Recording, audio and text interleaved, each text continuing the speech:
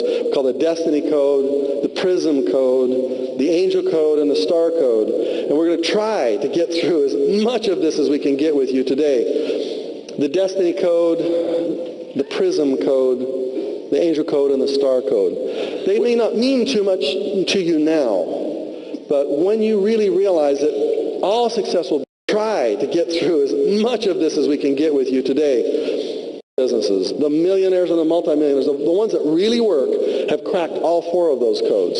And the ones that don't work, the ones that do fail, end up cracking one or two of them, but not all of them. And eventually they do fail. They fail. I was driving to the hotel on Saturday morning. The guy was a limo driver, and he's telling me all about how things were going on and how his life was going. He says, I used to own my own delivery company. I had 10 different cars, and people were doing great, and I was delivering all kinds of products. And then 9/11 happened. It's from 9/11, bam, my business completely fell off the map.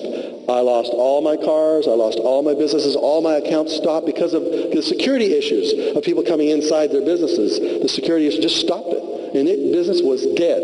It was dead within 4 months. And now he's back driving a car all by himself, working for somebody else. So the risks are kind of dangerous out there. And what we want to make sure you understand is that you not only need to have the right kind of systems to make your business work, but you have to have multiple of them to give you the safety that you need. So let's just talk about the 5 principles, and we're going to cover this just briefly. What we call, your business has got to grow at the speed of light. Everyone say the speed of light? It is an acronym, and Bob is going to tell you what it means. Well, remember, at Bob? The speed of light. I forgot the L stands for lovely, light. Well, we use that acronym. He had a car accident. He has short-term memory loss. Say, oh. No, he didn't forget. You heard a lot of us talking about this enlightened word, and obviously we're going to be branded with that word. And what we're trying to teach, what it really means is to build a foundation under your business where your business can survive it, where your business can be prospered and protected in a way that's almost supernatural. Everyone say prospered and protected. Prospered. When Bob and I were walking back from church this morning, it was very interesting that that's where we were living, because our business, all you got to do is look around this room. It's packed on a Sunday morning. This is not normal in a seminar business. What happens is that we're doing the right stuff right. One of which is, we say, look, the first 10% you got to give back. We're not saying it has to be to a church or its equivalent, but you got to give back. What we're trying to say is the concept that Mark and I have been talking about, and we're not the only ones, and we're not the earliest ones, but there is something happening to capitalism. It's being transcended. Old-style capitalism is going to go. It has served its purpose. It has got us to the point where we can now create wealth. Now, new-style capitalism, enlightened capitalism, or enlightened entrepreneurship is going to start to take hold. You're going to see articles like that in all the major magazines. You're going to start to feel it all over the place as people start to say that the reason that they created their wealth was because they were creating their businesses to become a source of giving, not a source of getting. And a source of getting is now old-style capitalism. How many of you want to help spread that message? Let me see you raise hands on that. That's what we want to be about. And so we start here in a place where we can gather and enjoy ourselves, and then we go back into the world that all believes in old-style capitalism, where money is the secret, where we're pursuing your own individual pursuits and getting what you want only for you, and on hoarding as much as you can has got us where we are now. Now is the time for us to go to a new level. And that's what that LIGHT acronym stands for. It stands for, oh, by the way, this came out in the USA Today. Look at this. It's smart to give back. Look at that. Volunteerism varies by education level. In 2002, 29% of U.S. adults did charity work by completing school, by those who completed schooling. In other words, if you went to grade school, only 8% of people who went to grade school give back. But if you went to graduate school, 53% In other words, the smarter you are, the more it's necessary to give. Because here's what happens. We believe that you start at the end. Where do you start at the end? Our dear friend Jim Rohn, the greatest business philosopher perhaps of our time, says, don't start a day till you finish it. Don't start a week until you finish it. Don't start a year until you finish it. Why would you start your life being an adult for most of you? We've got a few kids in here, but most of you haven't set up what are your life agendas. Because if you will write a 100-year agenda, some of you will finish a 100-year agenda in 10 years. Some of you can finish in a year because most of you are underusing your capacity. And what we're saying here is if you'll make I did this on Wednesday night, but we'll do it again, make an infinity sign in the air this way, everybody. And then the right-hand side say residual income. Residual income. Left-hand side say residual philanthropy. Residual philanthropy. Residual philanthropy means that you figure out what it is that you are here to score for. You are coded at DNA and RNA, we believe, to score for something. I don't know what you're to score for. One of the things we are to do is our mission, which we're coded together for, is to eradicate poverty, which we think is the greatest slavery on the planet right now. And some of you have been there. Both of us have been there.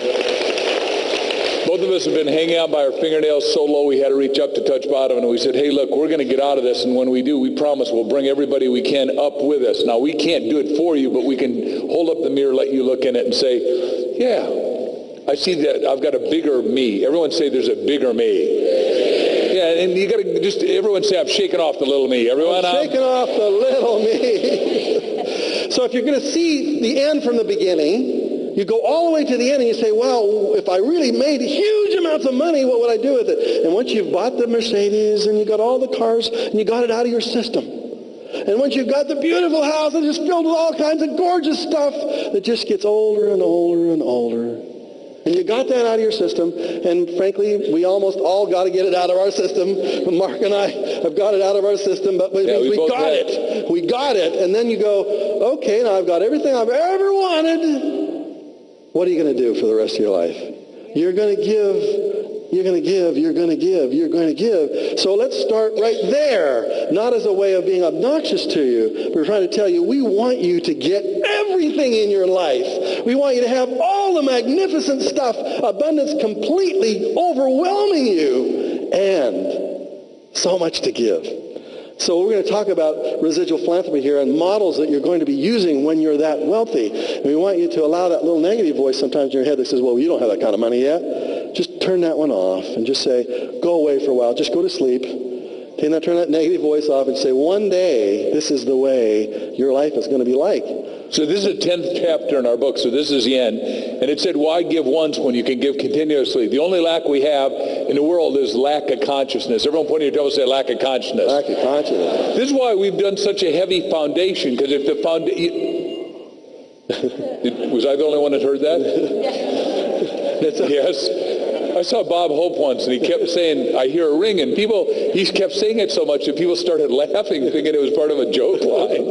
And what happened is that it was a domical shape. We were in Denver in a geodesic, and there were windows all the way around, and the crickets were coming in, and he was the only one that could hear the crickets. And so it made him crazy. Anyhow, the only shortage is awareness. Establishing your goals of residual philanthropy in the early years make your business successful. Everyone say today. Today. Now, wait a second. Some of you say, well, show me how that works. Well, we want all of you, when you come to New York, one of the places we're going to take you is, and go alone if you don't go with us, is 91st and 5th Avenue. Our hero is Andrew Carnegie. You go through his house. I also want you to go to Scotland, to Dornoch, Scotland, and go to his 60,000 acre estate, sort of like the movie we showed you on Wednesday night. But Andy said, I'll spend the first half of my life making the money, the second half of my life giving it away to do the most good and least harm. And as far as we're concerned, he benefacted education, 2,856 libraries. I wrote a book called The Miracle of Tithing. How many of you have read The Miracle of Tithing? Businessmen look at it and say, what's the miracle of tithing? And I said, you haven't been tithed enough lately. How would they get a copy of it, Mark? How do you get a copy? Just call 800 Soup Book and tell them you get it at 800 wholesale. Soup Book and get a copy of it. It's a great little book. You'll love it. Yeah, anyhow, Free. I teach different than anybody else. Everybody else teaches tithing as your treasure. That's the last. The first is thinking. Point at your mind and say thinking. Thinking. Point at your neighbor's temple and say thinking. Thinking. And this is why, and we got Diane Baker is in the room somewhere. Are you here still? I saw you. No, she left. She had to leave. Okay, Diane Baker is she's finishing a process. When that terrible tsunami hit, we had a 650-mile, tectonic plate move, and I'd just been in Phuket, Thailand, a year and a half ago, and it was so beautiful and so scrumptious. One of the most idyllic places. One place I'd like all of you to have gotten to visit. It was gone. As were 4 countries wiped out. And we said, well, what do I want you to do? Well, I start with thinking. Where do you start with? Thinking. And I still want all of you to take 10% of your frequent flyer miles, but now I want you to call Delta Sky Miles or United's equivalent and say, I want you to give them to Northwest Medical Team, because we're still sending medical teams over because we've got 500,000 people not fed. We started with Habitat, and then Habitat had its own little internal disruption. But you start with thinking, time, talent, and then treasures. Treasures is last. It's all about trusteeship. Old-style capitalism is about ownership. Enlightened capitalism is about stewardship. The money flows through you. It doesn't stop with you. If you ever doubt that question, how many of you own your own home or apartment or condo? How many own your own place where you live in? How many? Raise your hands on that one. Good. Walk around the house one day and notice how it's built. Notice the grass and the foundation and the walls, and ask yourself the question, how long is this house going to be here? Will this house be here long after I am gone? And you'll say to yourself, wait a second, this house might be here for another 200 years. I won't be here another 50, 80, 100, 120. You're going to hold it for a short period of time, and then you're going to steward it. You're going to take care of it, and you're going to pass it on to somebody. And eventually you learn how to become a steward. Now, steward is when you become abundant. Ownership is when you become scarce. Scarcity is an ownership concept. If you own it, it's a very scarce thing. You're the only one that's got it. But if you're a steward of it, you say to yourself, I'll control it for a period of time, and then it'll be given to this person and that person and this group of people and maybe that charity, and for 100, 200, 300, 500 years, the abundance of that concept just opens up your soul. Are you doing mortal goals, meaning short-term, am I going to make it through today? And the bigger they get, the easier they are. So you want to be doing immortal goals. And when I heard Schuller say that, I came back to Bob and I said, we've built an institution. We're going to create $1 trillion, and we're going to have a facility that's one of the things we're going to build, and it's going to be built for tens of thousands of years, just like a lot of you have been to Rome, and we just saw probably the greatest funeral in human history. 5 million people. That's the number I got. The number may be higher, but that's the number I have from the media I read. 5 million people spontaneously showed up. I was in Washington during the occasion, and the ambassador to Vatican City was in my class at Horatio Algier, along with Tom Selleck and a few other people. But Jim Nicholson came back in Air Force One with 3 presidents and said it was the most spectacular thing, and he flew all the way back overnight. And on Sunday morning, he addressed us in Washington 2 weeks ago and said, he made all of us cry. I'm not going to take you there, but it said that this Pope had done some immortal things, and that's what we're asking you to go to higher levels of consciousness, higher levels of awareness. That's what residual philanthropy is at its highest and best. So I want you to go out 10 years, 15 years, I don't know how far it would be, when you've achieved the kind of wealth you want, and there's going to be a group of people, a church, a cause of philanthropy, something that really you feel inspired, interesting word, you feel inspired to steward to. You feel how does higher power inspire you? How will you know where the money is supposed to flow through you to? How will you sense it? How will you know? It'll just kind of distill on your soul. You'll just kind of know. You'll just know. So the word enlightened obviously stands for leverage. It's finding what you love to do, because that's part of your destiny. What you love to do is you. What your inner wealth is building the inner part, and then the outer part flows to you. Giving, we've talked a lot about that. Higher power and bringing in the more enlightened and inspired parts, and then becoming a trustee of your residual philanthropy, which we talked about here this morning. Everyone say I'm a trustee. Everyone, I'm a... Because Bob and I are saying, and we'll just hit it one more lick, is that you've got to be a good steward. Not maybe you got to be.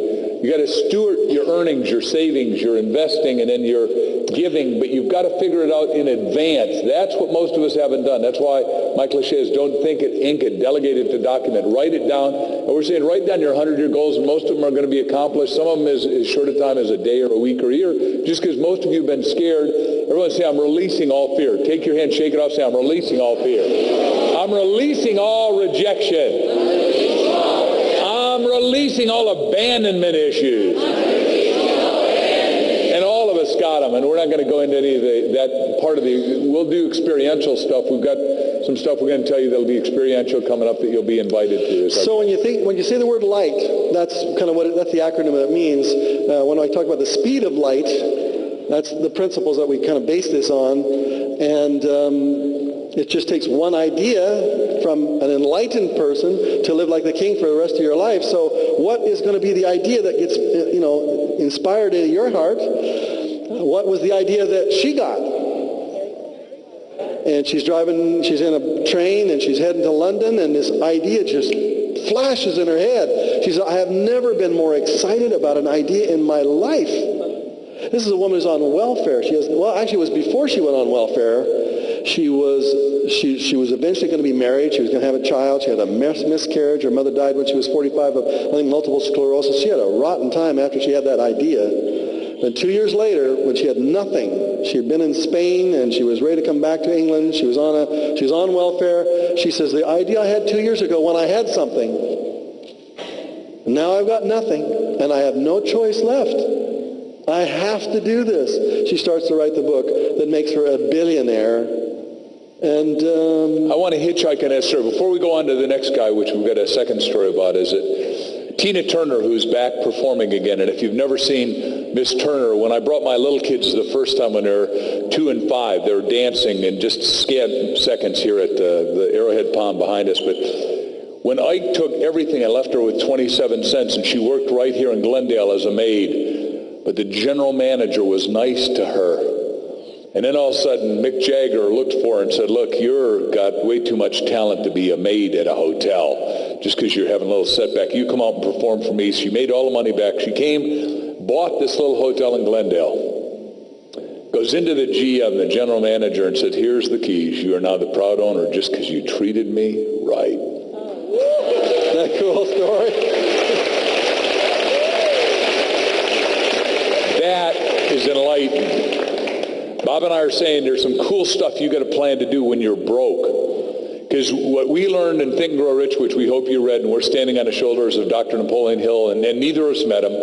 He was sort of gone when we were just coming online, but we were both part of a lot of things that Knapp did. But Knapp said, when riches begin to come, they come in such avalanching, overflowing abundance, you'll wonder where they've been hiding during all the lean years. You've got to have it planned. Say that quote again. That's such a powerful quote. When riches begin to come, everyone? When riches begin to come. They come in such avalanching, everyone? They come in such avalanche. Overflowing. Abundance. That you wonder where they've been hiding during all the lean years. You will be hiding during all the lean years. Because when it hits all at once. I mean, Bob and I could tell you all the cool stuff happening to us, and we are living John 10:10, the abundant life. It's not maybe we're there. All you got to do is look around this room and see we're there. And neither of us have to work. But the reason you work is because we don't want you to work. That's the wrong model. You've been taught the wrong model. We don't want you to work play. That's still the wrong model. We think your right model, there's a new word we've created, is work ecstasy, which is works-to-see. Everyone say works-to-see? Works-to-see. Which goes along with our other friend, Dr. Stanley Mason, who's the world's most profitable inventor. Stanley invented stuff you use and you've never thanked him for. He invented the Band-Aid. He's got 8 daughters. He invented the tampon. He invented the disposable diaper. And I'll go back to that in 1 second. He invented the granola bar. He invented microwave cooking, and he does one new invention a year and makes 10 million extra. Make 10 fingers, say 10 million extra. This is unenlightened as far as Bob and I are concerned. These two guys are enlightened. Yeah. Now, where did that idea come from? Think about that for a second. These guys came out of nowhere. Where did that idea come from? Everybody was bigger than that. Now they wear Brioni suits and tennis shoes, and their stock went straight up, and it has kept going up. I haven't read it lately. But some of you are happy about that. But what happens is that we checked our model on these guys because what we say is to 100-fold, which we're going to teach you in a minute, the sigmoid curve. Everyone say sigmoid curve? Sigmoid curve. Those of you that have studied business, sigmoid curve, you go down, then you go up, it accelerates, plateaus out, and comes down. That is a one-off. And Bob and I are in my office, and we're looking at all the plaques where I've had all those books bestseller, and I said, why did we sell more? And we had Chicken One, where we sold $1.5 million in a year and a half as our goal. We did $1.3 million. But while it was going up, and we were going Mach 3 with our hair on fire, 365, 24/7, we immediately came out with the second helping, and then we came out with a teenage soul. It sold $19 million off the shoots, which what happened is, when we looked at these guys, and we looked at all the other people, because everyone says, Bob, you could double, but you can't relay 100-fold. 100-fold. 100-fold. Well, these guys last year grew 16,847% in 1 year. Everyone take your hand and go. Now, what they did is, one of my companies is LexisNexis. How many attorneys do we have in here? LexisNexis, basically, what does LexisNexis do? Their state of research. What happens is nobody knows, but Google was smart enough to, here's what we taught. We said, number one, on Wednesday night, we started, you got to have a dream. Everyone say a dream. Dream. Number two, you got to have a team. Everyone take your index fingers like this, please. Put them together and say 1 and 1 equals. Team means together, everyone accomplishes miracles. The team behind them that nobody knows is LexisNexis plugs in part of the puzzle. What Bob and I are saying is your life is a mosaic. It takes a village to raise you. It takes a village to raise your business. It takes a village, and you put in some of the parts, and the rest of the parts show up. But the biggest part we're trying to get is you got to write down what your passionate purpose is. We don't know what it is. Touch yourself, say, what's God's destiny for me? Everyone? What's God's destiny for me? These guys had everybody fight. By the way, he was here. Is Troy in the room right now? Troy was here on Wednesday night, I think. He was here Wednesday and Thursday, but you all saw him on The Apprentice. I mean, there are all kinds of ideas. So the question is, how do you get an enlightened idea? This is a simple process. And when you read the Cracking the Millionaire Code book, we teach you how we get our ideas. We 3B them. Is to be or not to be, or 3B or not 3B? Yeah, Shakespeare was wrong. He missed to be. The question is, body, brain, and being. Being is your spiritual essence. Your body is a receptacle for ideas. Your being, your spirit, is a way to come up with great ideas. Your brain is a source of powering ideas. When you exercise, when you have a regimen every day with the goal that I'm going to have $1 million idea today, I'm going to have an idea that is going to 100-fold me, then you focus in on having all those three pieces together. So each of us has a regimen that we go through. His is different than mine, and you have a regimen that you go through. Since your entire life is a 24-hour period of time, you can take your entire life and you can summarize it into one day. If your entire life is one day, how do you want to start your day? And we've talked a little bit about this. I have a regimen that I go through, my being, my body, my brain. And then I have my little recorder. And my brain just pops off ideas like crazy. I'm just like sparks are flying because I focus in on getting those three pieces together. Mark has a different way of doing it and getting his brain and body and being to create his $1 million ideas. How do you do yours? Well, that's less relevant than what you need to do is monitor what you do, and we're asking you to journal here. I mean, Oprah says the two most important things she ever did is read 2 books a week. 2 books a week! Obviously, we want you to start with ours. And I'm up 101 on just chicken, so you got a lot of reading to do. If I could do, you could do it. Number 2, more importantly, is journal, and you journal your future. And the model real quick is, when she's sitting with Steven Spielberg when they made Color Purple, this is called a model. Everyone say a model? Model. Spielberg is writing in his journal, he's going to do a new company called Dream. She said, can I copy that model in my journal? He said, of course. She writes it in. She takes her name, Oprah, backwards, and it is... He writes down he's going to be a billionaire. She writes down she's going to be she's the first billionaire. Now, some of you are catching it and you're writing down, I'm going to be a billionaire. It doesn't cost anything to write this stuff, but the minute you write it, it is already true. All you do is catch up. All you do is synchronize in time and space. You're announcing the truth in advance. Everyone say in advance. We announced in advance that you would be here. Here you are. We're announcing right now that there's going to be 1 million of you in our seminars in the future. Some of you are going to become our trainers. When you receive this, you don't have to fill out your traditional financial statement, but the question is, how much are you worth? And the real question is, who's asking? If your banker is asking how much are you worth, what are they usually talking about? Yeah, what's your financial statement? And your financial statement looks like this. The assets that I own, I got cash flow, I got credit, I got collateral.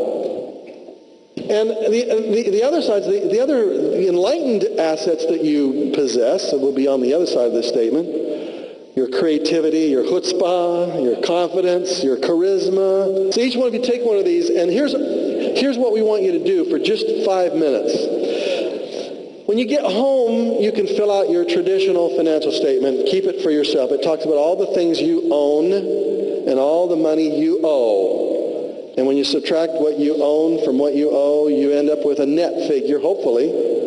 And hopefully one day you'll be a millionaire, meaning you'll have $1 million worth of assets, net assets that you own. The other side of the financial statement is the thing that very few people ever think about. We call it your enlightened wealth statement. How many of you have not yet received one? We'll be passing them out here. You'll be receiving one. Those of you who have received one, you're going to see that there are certain hidden assets that we all possess. And these hidden assets are the source of your wealth. What kind of intangible assets do you possess that the banker usually doesn't ask about? Okay? And the first one that each of you has is, they may not be, all of you have 101 dreams, but Mark has challenged you to write down at least 101 goals. What's your statement you call on that? Your 100 goal statement? Yeah, what you need to do is, when you get home, your goal is to write 101 goals. And if you're not a millionaire, obviously we said write down, I'm going to schedule to be a millionaire. But you want to write down, and you can go to my website and pull it out, but you fill in the blank. Like my perfect home has how many bedrooms, how many closets, swimming pool, what kind of deck, what kind of windows, all that stuff. So you fill that out, and you fill out my ideal cars, the charities I want to donate to, and it's just fill in the blank so you can do it, because most of you don't get your good because the spiritual law in Habakkuk says write a thing. Everyone say write a thing? Write it. Make it clear. What does it got to be? Clear. See, because most of you, if I talk to you one at a time, you say, well, I just want more money, so what I'd do, give a quarter? Nope. Well, if I had a quarter, I'd just say, well, here's a quarter. Well, now you got more money, but that isn't what you really wanted. It's got to be clear. You got to get definite with the infinite so the infinite can get definite with you. Everyone point at your temples, say, that's interesting. We said this morning that one of the lessons I learned about how the brain works is to make your goals multisensory. So that's why we call them dreams here. It's not just a goal like I only have $1 million net worth. I want you to make it multisensory and to turn it into a dream. And one of the goals that we want you to do when you get home, when you have dreams you have, is to write down 101 of those in multisensory ways. It may take you months to do this, by the way. But the more you build more dreams into your life, the more you're going to find yourself naturally doing them. As you look at this enlightened wealth statement, get the 101 goals done fast. I want you to sit in a group of 4 and listen to other people's dreams. Everyone's going to be okay with your dreams and you'll be okay with theirs. But when they say, well, I want X, like I need to get this skill, I need to learn how to swim, or, I want to go with Mark and Bob to help plant the coral and bleach, so I need to know something about biology, I need to get PADI certified, I need to learn how to swim, I need to learn how to snorkel, I need to learn how to dive, right? All that stuff. And you start writing down your goals, it'll become fast. Everyone say it's going to be fast. Because begun is half done, and all you got to do is get them in writing, and what happens is they start to click. Click your finger and say, my goals are clicking. Everyone? My dreams are clicking. Now look at your neighbors just like Fonz would and say, your dreams are clicking. Your dreams are clicking. Turn to your enlightened wealth statement. On the left-hand side would be assets, hidden assets that you own. How much is your life worth? How much are your spiritual beliefs worth? Meaning, if you have them, but if you didn't have them, or if you could sell them, like, you know what, I don't want my spiritual beliefs anymore. Would somebody just buy them from me, please? And you would never be able to get them again. What would you sell them for? What would you sell your IQ for? What I want you to do is to quickly, rapidly go down this left-hand column and tell me what those items are worth to you right now. The question is, why doesn't the banker look at this stuff? Because the hidden assets we have will be the source of all the money we ever make. And the hidden liabilities sometimes we hang on to will be the thing that stops us from making all the money we'll ever make. And none of it's ever talked about in our banker's financial statement. In fact, everything on your financial statement, traditional banker's financial statement, is completely worthless. The money, the credit, the collateral is all worthless. You can make it from nothing. You don't need credit, you don't need cash, you don't need a job, you don't need anything except what's on your enlightened wealth statement. That is important stuff. You can drop me in any city and to take away my wallet and bankrupt me, and I've been there, and I am going to take my enlightened wealth statement and I am going to make it back again. I'm going to fill up whatever the banker wants. I can fill that up again. It comes from your enlightened wealth statement. It is the absolute source of everything. Most of you come into a room like this and you're all stuck on the banker's view of the world. Like you got to have a good credit rating, and you're so desperate to keep your credit clean. Oh, and it's nice, it's good, I'm glad you are. But both Mark and I became millionaires with the worst credit you can imagine. All right, how would you behave differently if you knew you were worth $100 million? Really, think about it for a minute. On your banker statement, if you knew you were worth $100 million, how would you behave differently? Well, you'd probably get rid of the car you're driving right now, right?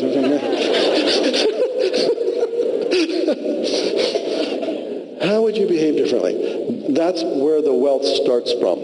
It's when you know you are already worth $100 million. Now let's play that way. Okay? Don't spend that way.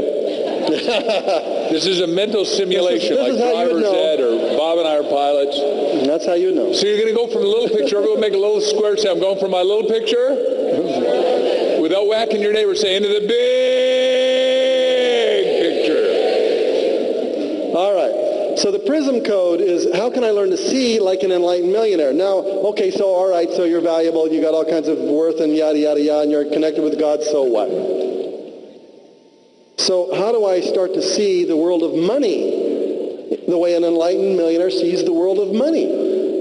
See people and opportunities and objects that have value to them. Most people don't see that. You put on your 3B glasses and you start to see with million eyes and million ears and million aromas and million tastes and million arms.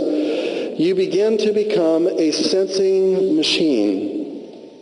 You literally, when you're inspired and intuited, in spirituition, you might want to call it, when you are wandering through the world and you are now connected, everything now becomes valuable. Every object now is $1 million object. When we talked on Wednesday night, we were joking a little bit about us going to people's houses and having a reality TV show where we go into their house and we knock on the door and we give them $1 million bill, one of our phony ones, and we say, here's $1 million bill. We're gonna make $1 million from your very house. Okay. Well, what do we see? How do Mark and I see things differently than you do? When I walk into a real estate property and I walk in that house, I'm looking for flexibility. That's my method. That's the only thing I'm looking for, flexibility. I'm saying, who is the flexible person in this drama called real estate? I'm looking for somebody that's flexible. Let's see, is the realtor flexible? Would the realtor lend me his or her commission? Does the seller flexible? Does the seller need to sell this thing? I don't know. There are 9 players in the game called real estate, 9 of them. And we're all in a little play. And I want to be the owner of this property eventually, and I got to talk to those 9 people in such a way that those 9 people will turn that property over to me somehow. People always say, can you buy property with nothing down? It's impossible to do that these days. Well, I can always borrow 100% of the money from some partner, take that money of that partner and go ahead and buy the piece of real estate. Big deal. That's nothing down to me, right? So these 9 players in the game, I have to have this little play that I'm putting on. And each person's playing a different role. And when I walk into a piece of real estate, I see it differently than you do. I'm in there looking at, I'm saying to myself, does God want me to own this house? I literally feel it. I'm walking through this home, and I know no matter what kind of money I have or what kind of deals or opportunities are coming on, I just sense it. And when I sense it, then I go off, okay, then I've just got to work with these 9 people to figure it out somehow. Do you have an intuitive strength, courage that strong? How many of you have a good intuition? See, raise your hands on that. How do you do your intuition? When if you were to receive an intuitive hunch, how would you do it? How would you know that you should buy that house? How would you know it? Is it a feeling you have? Is it a little voice that says, yeah, this is the one right here? Or is it a flash of insight where you can literally see it all beautified and the walls are painted and you can just see it? Each of us has our own way of doing intuition, and we don't have really time enough to spend it this afternoon to talk about it. We might talk a little bit more about it when we go into the Power of Persuasion seminar, the 3-day that I'm going to gift you, the proteges. But in addition to this powerful intuition you've already received, which is your gift of brilliance, higher power also communicates to you. As she was saying, you have ways that higher power talks to you. I want you to do it as an enlightened way. When you walk in that property, I want you to literally sense whether this is yours or not. Walk in. Is this the one? And if you get a good hit on it, if you feel good about it, then you go into it with much more congruency, like, yeah, something about this property is going to change my life. Now, when you get a negative intuition where it goes, don't buy this property. Don't buy this one. Have you ever had that? I had that one on a beautiful property, multi-million-dollar piece of property, and my intuition said, don't buy this one. But my greed bully said, think of how wonderful it will be when you own this property and you'll be rich. And I would not listen to my intuition.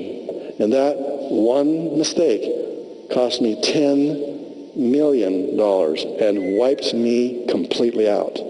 So I'm speaking from personal experience here.